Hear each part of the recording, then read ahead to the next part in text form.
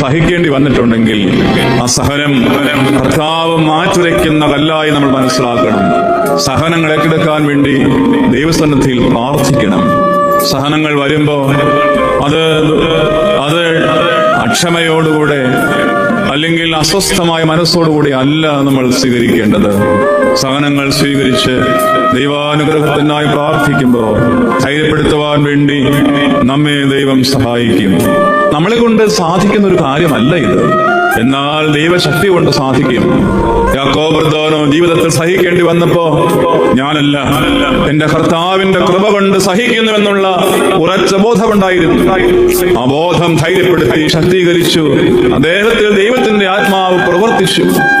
എല്ലാം തന്നെ ദൈവത്തിൽ ആശ്രയിക്കുമ്പോ അവൻ നീയല്ല, നിനക്ക് വേണ്ടി ഞാനാണ്, നീയല്ല കളിക്കളത്തിൽ, പിന്നെയോ നിനക്ക് വേണ്ടി, നിങ്ങൾക്ക് വേണ്ടി ഞാനാണ് പോരാടുന്നത്.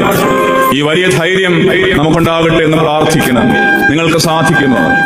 ദൈവത്തിന്റെ ഉദ്ദേശം എന്നെ കുറിച്ച് എന്തെന്ന് അന്വേഷിക്കാനുള്ള ഒരു രാത്രിയായത് മാറട്ടെ. എന്റെ ദൈവമേ, എന്തിനാണ് എന്നെ ഈ സ്ഥാനത്ത്, എന്തിനാണ് എന്നെ ഈ കുടുംബത്ത്, എന്തിനാണ് എന്നെ ഈ ജോലിയിൽ, എന്തിനാണ് എന്നെ ഈ ഒരു ഓരോരുത്തരും ചോദിക്കണം.